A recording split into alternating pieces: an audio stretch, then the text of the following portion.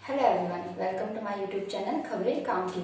आज हम पढ़ेंगे क्लास 11th का पॉलिटिकल साइंस का सेकंड चैप्टर भारतीय संविधान में अधिकार। इन अधिकारों में विशेष रूप से वर्णन किया गया है मौलिक अधिकारों के बारे में। पूरा चैप्टर ही मौलिक अधिकारों पर बेस्ड है कि मौलिक अधिकारों की आवश्यकता, मौलिक अधिकार कौन कौन से होते हैं, उनके क्या प्रयोग होते हैं, उनके उल्लंघन किए जाने पर क्या प्रावधान है, इस सब इस चैप्टर में हम पढ़ेंगे। आइए हम शुरू करते हैं हमारा चैप्टर। भारतीय संविधान में अधिकार। अभी वर्तमान में भारतीय संविधान में 6 मौलिक अधिकार हैं। मूल संविधान में मौलिक अधिकारों की संख्या 7 थी, परंतु संपत्ति के अधिकार को संविधान से मौलिक अधिकारों की सूची से हटाकर उसे कानूनी अधिकार बना दिया गया, जिसके तहत अब मौलिक अधिकारों की संख्या 6 है। हम वह आगे पढ़ेंगे कि संपत्ति के अधिकार को क्यों हटाया मौलिक अधिकारों की सूची से। पहले हम देखते हैं अधिकारों का घोषणा पत्र। अधिकारों का घोषणा पत्र किसे कहते हैं? ऐसी सूची जिसमें वर्णन किया जाता है कि व्यक्तियों के पास अधिकार होने चाहिए, नागरिकों के पास है, उस सूची को अधिकारों का घोषणा पत्र कहा जाता है। संविधान द्वारा प्रदान किए गए और संरक्षित अधिकारों की ऐसी सूची को अधिकारों का घोषणा पत्र कहते हैं, जिनका जो संविधान के द्वारा संरक्षित हैं उन्हें अधिकारों का घोषणा पत्र कहते हैं। ऐसी सूची को यह घोषणा पत्र सरकार को नागरिकों के अधिकारों के विरुद्ध काम करने से रोकता है। यह इसमें क्या है कि अगर सरकार कोई ऐसा प्रावधान या ऐसा कोई कानून बनाती जो व्यक्तियों के हम नागरिकों के मौलिक अधिकारों का उल्लंघन करती है, तो संविधान उसमें इंटरफेयर करते हैं और सरकार के उन कानूनों को रोकते हैं जो मौलिक अधिकारों में उल्लंघन करते हैं। मीन्स कुछ सरकार के बनाए हुए कानून इम्पोर्टेंट नहीं होते हैं, मौलिक अधिकार इम्पोर्टेंट होते हैं सरकार के बनाए हुए कानून। पर न्यायपालिका यह सुनिश्चित करती है कि सरकार के द्वारा बनाया कोई कानून कहीं किसी व्यक्ति के मौलिक अधिकारों का उल्लंघन तो नहीं है, इसलिए संविधान इसका संरक्षक है। उसका उल्लंघन, मौलिक अधिकारों का उल्लंघन सरकार भी नहीं कर सकती है। यह घोषणा पत्र पढ़ लिया हमने। इस घोषणा पत्र की मांग, इस अधिकारों के घोषणा पत्र की मांग 1928 में मोतीलाल नेहरू समिति ने उठाई थी। मोतीलाल नेहरू समिति पहले समिति जिसने कहा था कि भारतीय संविधान में अंग्रेजों के टाइम पे कि मौलिक अधिकार मिलने चाहिए। ऐसे मौलिक अधिकारों की सूची को घोषणा पत्र कहते हैं।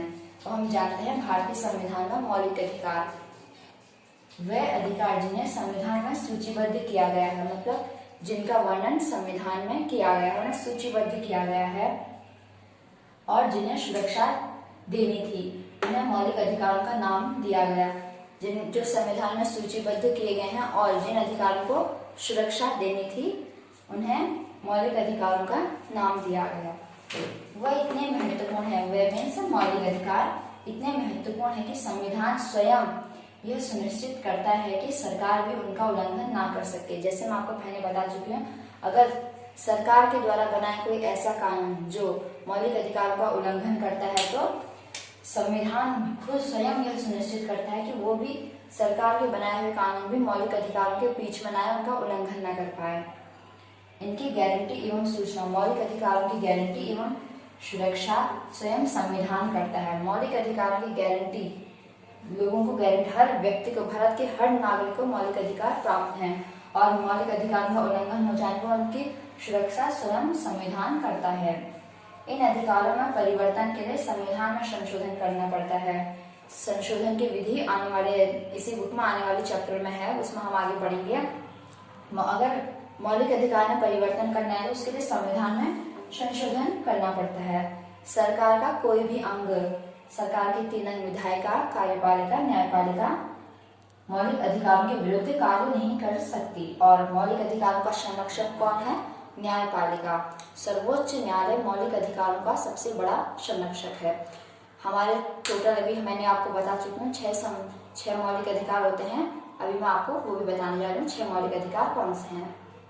अब हम जानते हैं 6 अधिकारों के बारे में। भारतीय संविधान में मौलिक अधिकारों का वर्णन संविधान के भाग 3 में किया गया है। भारतीय संविधान के भाग 3 में वर्णित 6 मौलिक अधिकार कौन कौन से हैं और वो कौन कौन से अनुच्छेद में लिखे हैं, हम उनके बारे में जानते हैं। पहला अधिकार है समानता का अधिकार। अनुच्छेद 14 से 18 में समानता के अधिकार का वर्णन किया गया है। दूसरा अधिकार है स्वतंत्रता का अधिकार, अनुच्छेद 19 से 22 में। तीसरा है शोषण के विरुद्ध अधिकार, इसका वर्णन अनुच्छेद 23 से 24 में किया गया है।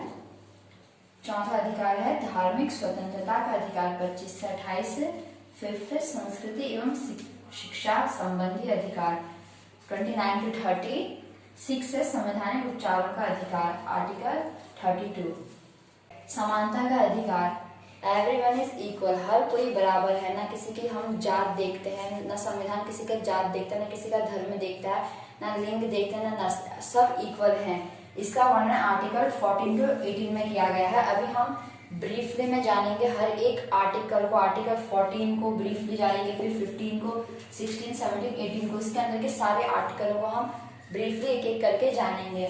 स्वतंत्रता का अधिकार, हम कहीं भी फ्रीली आ जा सकते हैं, हम कहीं भी रास्ते में चल सकते हैं, हम कहीं मेट्रो में जा सकते हैं, ये हमें स्वतंत्रता है कि हम कहीं भी आ जा सकते हैं। ये इसका वर्णन भी अनुच्छेद 19 से भी हम ब्रीफली पढ़ेंगे। शोषण के विरुद्ध अधिकार है, जैसे कोई काम कराता है, लेबरी कराता है, वो 12 घंटे लेबरी कराता है, पर वो हमें जो तनख्वाह है वो 8 घंटे की देता है, इसलिए ये शोषण हुआ। हर वो काम जो एक व्यक्ति की इच्छा के विरुद्ध किया जाता है वो शोषण होता है। तो इसी आर्टिकल इसमें 23 और 24 में इसका वर्णन है, इसे भी हम जानेंगे। धार्मिक स्वतंत्रता का अधिकार, आप सब जानते होंगे हमारा देश धर्मनिरपेक्ष देश है, भारत का कोई धर्म नहीं है, यहाँ हर कोई अपने धर्म को मान सकता है, उसका पालन प्रसार कर सकता है। इसका वर्णन धार्मिक स्वतंत्रता के अधिकार में है, इसे भी हम ब्रीफली में जानेंगे। संस्कृति एवं शिक्षा संबंधी अधिकार, ये तो नाम से पता चल रहा है, इसे भी हम पढ़ेंगे आगे। संवैधानिक उपचार का अधिकार, ये सबसे मेन अधिकार है। डॉक्टर भीमराव अंबेडकर के द्वारा एक कथन है कि डॉक्टर भीमराव अंबेडकर ने कहा था कि अगर मुझसे पूछा जाए कि वो कौन सा अधिकार है जिसके बिना संविधान शून्य हो जाएगा, तो डॉक्टर भीमराव अंबेडकर ने कहा था अनुच्छेद 32, संवैधानिक उपचारों का वो अधिकार है जिसके बिना संविधान शून्य हो जाएगा। इसलिए बहुत मेन अधिकार है। इसमें क्या है कि इस अधिकार में हम पढ़ेंगे रिटों के बारे में, जिन्हें सर्वोच्च न्यायालय जारी करता है नागरिकों के अधिकारों का उल्लंघन होने पर।